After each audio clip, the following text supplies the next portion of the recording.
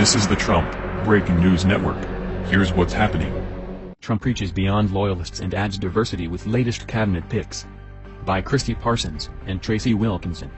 President-elect Donald Trump named cabinet picks Wednesday who would bring some gender and racial diversity to his administration, as well as a degree of political independence, but raised questions about his pledge to seek experience and choosing stewards of vast government bureaucracies.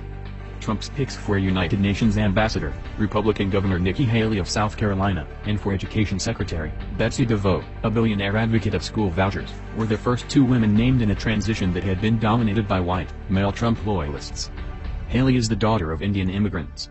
Dr. Ben Carson, who is black, also said Wednesday that he was under serious consideration to serve as Secretary of Housing and Urban Development.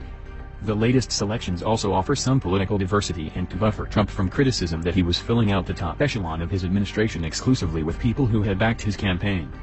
Haley was openly critical of Trump during the Republican primary, endorsing two of his opponents before finally standing alongside the eventual nominee.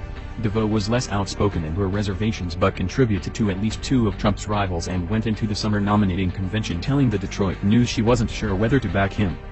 Both are stalwarts of the Republican Party establishment that Trump so vigorously challenged. But Haley and Carson, if he is chosen, would seem to contradict Trump's statement today earlier, in an interview with the New York Times, that he valued expertise in stocking his administration. "We are trying very hard to get the best people, not necessarily people that will be the most politically correct people because that hasn't been working," Trump had said. "So we have really experts in the field. Some are known and some are not known, but they're known within their field as being the best. That's very important to me." A popular and engaging governor and a rising star in the GOP, Haley, 44, has little background in foreign affairs. Carson, 65, is a retired neurosurgeon whose primary credential in housing policy may be that he once lived in tenement housing. Days ago, a senior advisor said Carson thought he lacked the background needed to manage a federal agency.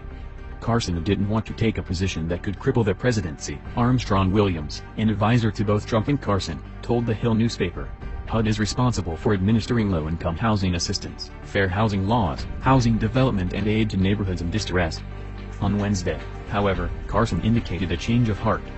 "After serious discussions with the Trump transition team, I feel that I can make a significant contribution, particularly to making our inner cities great for everyone," Carson said on Facebook. "An announcement is forthcoming about my role in helping to make America great again." DeVos, 58, does have long experience in education policy, advocating for conservative goals and tangling with teacher unions. She and her family, her father-in-law co-founded Amway and has a fortune that Forbes estimated at $5 billion, are among the nation's biggest donors to the Republican Party and to conservative Christian causes, including opposition to same-sex marriage. She is also a former four-time chair of the Michigan Republican Party. Betsy DeVos is a brilliant and passionate education advocate, Trump said in a statement. "Under her leadership, we will reform the U.S. education system and break the bureaucracy that is holding our children back so that we can deliver world-class education and school choice to all families."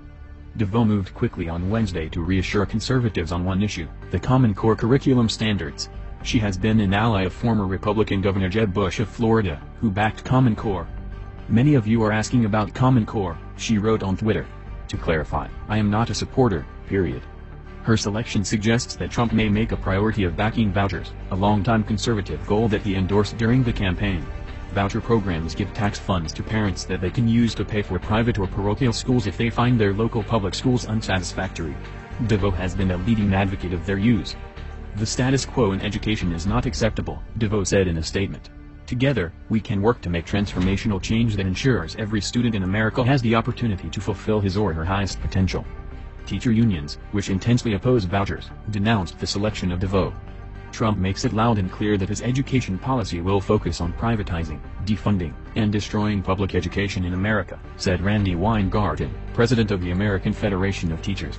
The sum total of her involvement has been spending her family's wealth in an effort to dismantle public education in Michigan.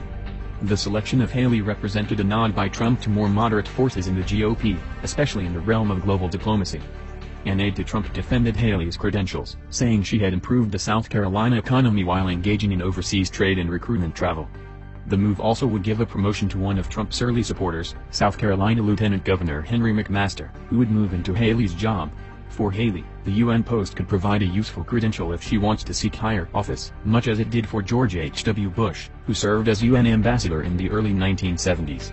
The announcement of Haley's selection was somewhat unusual because Trump has not yet announced the Secretary of State, the UN ambassador's nominal boss. Aides say he is looking closely at former Republican Governor Mitt Romney of Massachusetts, a sharp critic of Trump during the campaign. Some conservatives have attacked that possibility. Former GOP Governor Mike Huckabee of Arkansas, for example, said Wednesday that choosing Romney would be a big insult to Trump's voters.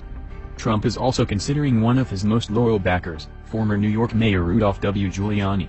A Trump aide says the president-elect is spending significant time on that choice. The selection is likely to be top of mind as Trump gathers with family at his Mar-a-Lago resort for the Thanksgiving holiday. This has been the Trump Breaking News Network. Please subscribe and share to stay up to date on the latest news about our president. Be informed.